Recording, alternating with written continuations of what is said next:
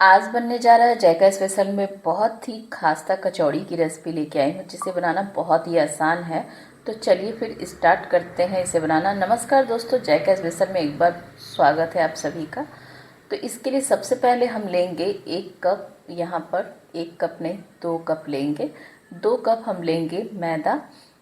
तो कप कटोरी आप नाप अपने हिसाब से ले सकते हो। फिर यहाँ पर हम लेंगे अजवाइन आधा चम्मच, आधा चम्मच ही हम लेंगे कलौंजी लेंगे। फिर आधा चम्मच से थोड़ा सा कम यहाँ पे नमक ऐड की हूँ, परफेक्ट यहाँ पे नमक ली हूँ। ऐसे नमक आप स्वाद के अनुसार ले सकते हो। तो अच्छे से इसे मिक्स कर लीजिए। अब इसमें हम ना मोइन लगाएंगे, जिससे कचौड़ियाँ खास्ता बनती हैं।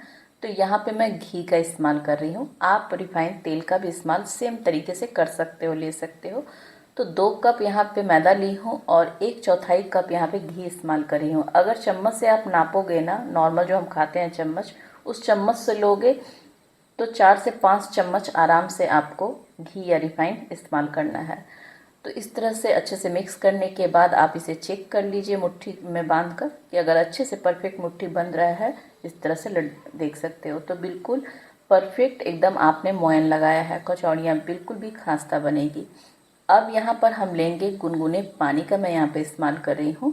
आप नॉर्मल पानी भी ले सकते हो, पर इससे कचौड़ी ना बहुत ज़्यादा अच्छा बनता है। और अभी काफ़ी बारिश भी हो रही है, तो मौसम भी ठंडा है, तो इसकी वजह से मैं गुनगुने पानी का यहाँ पे इस्तेमाल कर रही हूँ। या फिर सर्दियों में भी आप बना रहे हो ना, तो गुनगुने पानी का इस्तेमाल आप करोगे तो कचौड़ियाँ बनती ही अच्छी हैं, क्योंकि हमने इसमें घी का इस्तेमाल किया है इसलिए। तो इस तरह से थोड़ा थोड़ा पानी डालते हुए आपको आटा को गूँथ कर तैयार करना है। ध्यान रखना है कि आटा जो हम लगाएंगे ना, रोटी के आटे से इसे थोड़ा सा गीला ही रखना है। मतलब जितना हम रोटी के आटे को लगाते हैं ना सॉफ्ट, उससे भी इसे सॉफ्ट रखना है आटा को। तो इस तरह से मैं आटा यहाँ पे गूँथ कर तैयार कर ली हूँ और इसी तरह से रहेगा ये। अब इसे ढक कर रेस्ट करने के लिए रख दीजिए। तो यहाँ पे मैं कपड़े से इस तरह से ढकती हूँ, आप किसी भी थाली प्लेट से ढक दीजिए। अब इसकी फिलिंग तैयार करेंगे। तो इसके लिए 1 से 2 चम्मच रिफाइंड तेल डाल लीजिए। फिर इसमें डालेंगे आधा चम्मच जीरा, आधा चम्मच सौंफ ऐड करेंगे और हींग ऐड करेंगे 1 से 2 चुटकी। हल्दी पाउडर आधा चम्मच ऐड करेंगे। अदरक और यहाँ पर हरी मिर्च को हमने क्रश कर लिया है, क्रश करके 1 चम्मच अच्छे से भून लेना है। 2 हरी मिर्ची और 1 छोटा टुकड़ा अदरक का क्रश करके ली हूँ। और यहाँ पर आधा कप मैं यहाँ पर ले रही हूँ सत्तू। तो 2 कप यहाँ पे मैदा ली थी और यहाँ पे आधा कप सत्तू ली हूँ, क्योंकि सत्तू जब आप बनाओगे ना, तो आधा कप में भी ना बहुत सारा कचौड़ी बन के तैयार होगा। तो इस तरह से आपको मसालों के साथ थोड़ा सा भून लेना है। और भी मसाले यहाँ ऐड कर रही हूँ। धनिया पाउडर 1 चम्मच ली हूँ और आधा चम्मच मैं लाल मिर्च पाउडर ऐड कर रही हूँ। गरम मसाला ली हूँ 1 चम्मच और फिर नमक हमने स्वाद के अनुसार लिया है, आधा चम्मच मैं यहाँ पे ली हूँ। तो इसे अच्छे से मिक्स कर लेंगे, थोड़ा सा भून लेंगे। ऐसे तो सत्तू पहले से भुना हुआ रहता है, लेकिन फिर भी हम थोड़ा सा मसालों के साथ भूनेंगे, जिससे टेस्ट बहुत बढ़िया आता है। अब यहाँ पे लेंगे हम नींबू का रस। फ्लेम को मैं यहाँ पे बंद कर दी हूँ और 1 नींबू का इस्तेमाल की हूँ, मीडियम साइज का, और इसे भी मिक्स कर लेंगे। इससे तो टेस्ट बहुत ही ज़बरदस्त होता है, क्योंकि किसी भी चीज़ को आप बना रहे हो ना सत्तू की, तो उसमें नींबू तो जाता ही है। और यहाँ पे मैं दिखाऊंगी आपको कि मैं फ्लेम बंद रखी हूँ, ऐसा नहीं कि मैं झूठ बोल रही हूँ। फ्लेम को बंद करके नींबू का रस डालना है। और फिर यहाँ पर जो सत्तू है फिलिंग, वो सूखा है, मतलब यानी ड्राई है। तो ड्राई रहने की वजह से ना फिलिंग अच्छी नहीं होती है। तो इसके लिए हमने यहाँ पर 1 चम्मच दही मैं ऐड की हूँ, जिससे ना जो सत्तू है फिलिंग है वो थोड़ा सा गीला गीला ऐसा हो जाएगा। आप यहाँ पे अचार के मसालों का भी इस्तेमाल कर सकते हो। तो इस तरह से अच्छे से मिक्स कर लेंगे। 1 से 2 मिनट के लिए मिक्स करते हुए आप पैन में अच्छे से चलाते हुए ले लीजिए। फिर दूसरे थाली में प्लेट में निकाल लीजिए, ताकि फिलिंग जो है, स्टफिंग जो है, अच्छे से ठंडा हो जाए। आटा भी काफ़ी अच्छे से रेस्ट कर चुका है। और फिर ना इसे अच्छे से आप थोड़ा सा मल लीजिए, इस तरह से गूँथ लीजिए। और भी अब इसमें छोटे बड़े आप अपने साइज के अनुसार यहाँ पे लोई को लेते हुए इस तरह से, और फिर गोल गोल घुमाते हुए हम थोड़ा चिकना कर लेंगे और इसमें हम स्टफिंग भरेंगे।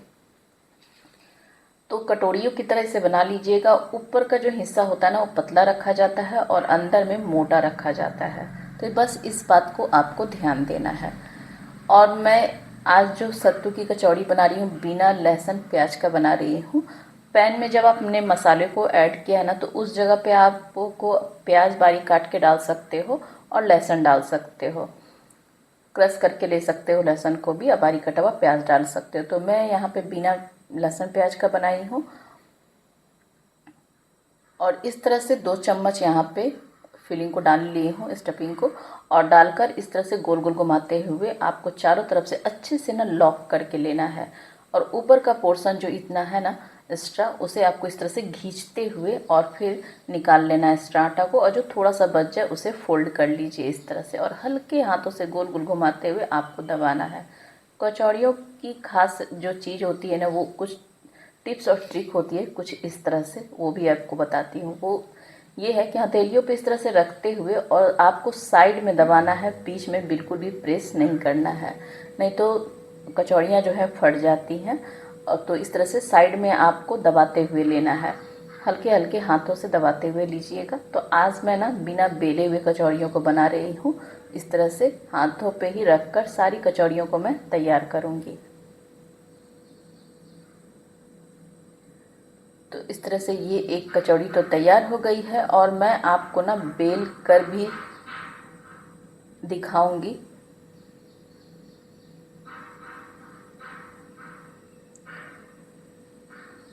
कि किस तरह से मैं बेल कर भी आपको बताऊंगी कि किस तरह से बेलना है ताकि कचौड़ियाँ फटे नहीं। तो अब मैं यहाँ पे इस तरह से एक्स्ट्रा जो आटा था उसे मैं निकाल ली हूँ, और फिर यहाँ पर इस तरह से फोल्ड कर लेंगे, और इस तरह से हल्के हाथों से ही आपको प्रेस डालते हुए हल्के हाथों से बस साइड साइड से आपको लेना है कचौड़ियों को। तो डायरेक्ट बस बेलना नहीं होता है, जब आप बेल कर भी इसे तैयार कर रहे हो ना, तो पहले थोड़े से हथेलियों पे इसे फैला लीजिए, फिर इसे आपको हल्के हाथों से बेलना है। और प्रेस डाल के तो यहाँ पे बिल्कुल भी बेला नहीं जाता है, तेल लगाकर और इसे घी या तेल लगाकर इसे बेल लीजिए इस तरह।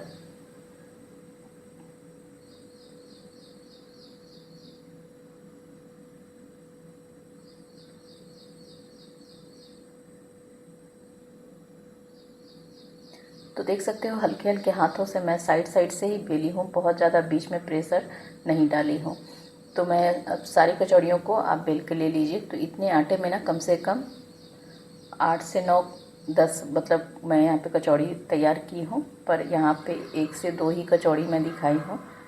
तो इस तरह से आपको तेल को हल्का गरम करके और फिर कचौड़ियों को डालना है फ्राई होने के लिए। बहुत ज़्यादा अचानक से गरम तेल में नहीं आपको डालना है, बस हल्का सा गरम होना चाहिए, तभी ना कचौड़ियाँ बिल्कुल परफेक्ट इस तरह से फूली फूली और एकदम खास्ता कचौड़ियाँ बनकर तैयार होंगी। क्योंकि कचौड़ियाँ जितनी धीरे धीरे आराम से जब पकती है ना, तो बहुत ही बढ़िया कचौड़ी तैयार होता है। आज की रेसिपी पसंद आई होगी तो लाइक शेयर सब्सक्राइब करना बिल्कुल नहीं भूलिएगा। और इस तरह से सारी कचौड़ियों को मैं बना लूँगी और यहाँ पे सर्व कर ले रही हूँ। तो मनपसंद आप इसे सब्जी चटनी के साथ सर्व कीजिए। तो आज की सत्तू की कचौड़ी बिना लहसुन प्याज के यहाँ तैयार है, और वो भी बिना बेले हुए। तो इस तरह से एकदम गुब्बारे की जैसी फूली फूली देख सकते हो खास्ता सत्तू की कचौड़ी तैयार हो गई है। खाने में तो गजब का टेस्ट होता है, और यहाँ पे आपको आवाज़ भी सुनने मिल जाएगा। तो फिर से मिलती हूँ नई रेसिपी के साथ में, तब तक मुझे आप सब्सक्राइब कर लीजिए।